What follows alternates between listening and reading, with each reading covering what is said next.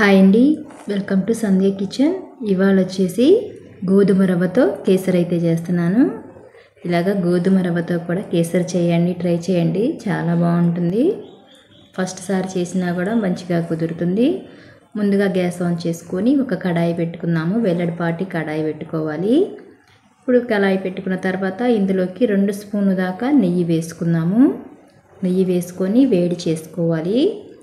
నెయ్యి వేడైన తర్వాత జీడిపప్పులు వేసుకొని మంచి గోల్డ్ కలర్ వచ్చేలాగా వేయించుకోవాలి. జీడిపప్పు ఎంత ఎక్కువ వేసుకుంటే అంత బాగుంటుందండి.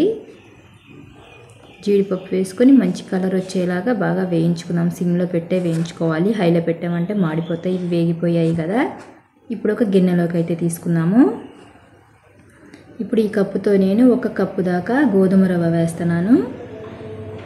ఈ గోధుమ రవ్వ వేసుకొని బాగా సిమ్లో పెట్టి వేయించుకోవాలి.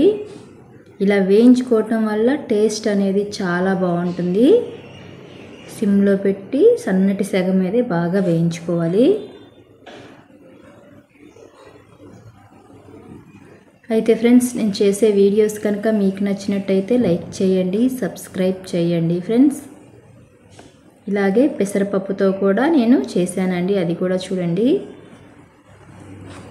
ఇప్పుడు బాగా వేగింది కదా, ఇవి తీసి పక్కన పెట్టేసుకున్నాము.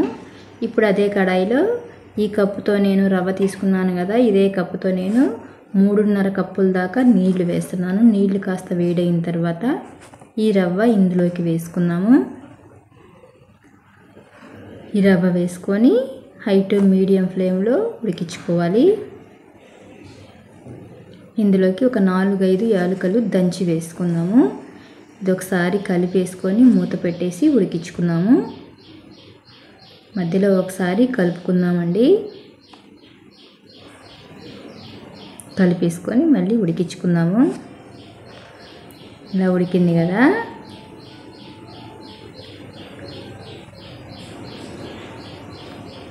ఇప్పుడు ఇందులోకి నేను ఏ కప్పుతో రవ్వ తీసుకున్నానో అదే కప్పుతో 1.5 కప్పు బెల్లం వేస్తున్నాను.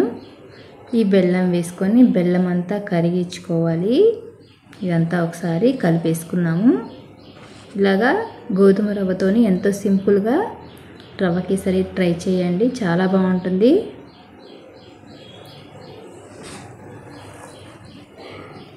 ఇది మధ్య మధ్యలో ఒకసారి కలుపుకుందాము.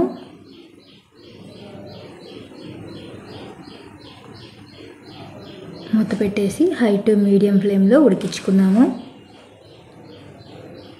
ఇదిగోనండి, బెల్లం అంతా కరిగింది కదా. ఇప్పుడు సిమ్లో పెట్టి బాగా ఉడికించుకోవాలి.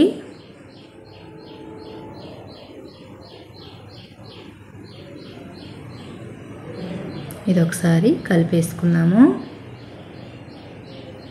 ఇప్పుడు సిమ్లోనే ఉడికించుకున్నాము. ఇందులోకి 1 స్పూన్ దాకా నెయ్యి వేసుకున్నాము. నెయ్యి వేసుకొని కలిపేసుకున్నాము. నెయ్యి ఎంత ఎక్కువ వేసుకుంటే అంత బాగుంటుంది. మనం నెయ్యిలో రవ్వ వేయించాము కదా, ఆ స్మెల్ కూడా చాలా బాగుంటుందండి. చిటికెడు సాల్ట్ వేసుకున్నాము. సాల్ట్ వేసుకొని మొత్తం కలిపేసుకున్నాము. మూత పెట్టి ఉడికించుకున్నాము.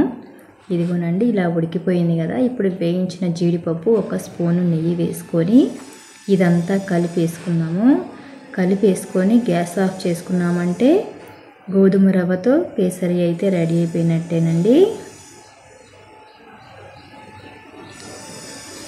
ఇప్పుడు గ్యాస్ ఆఫ్ చేసుకున్నాము. గ్యాస్ ఆఫ్ చేసుకొని ఒక ప్లేట్లోకి అయితే తీసుకున్నాము.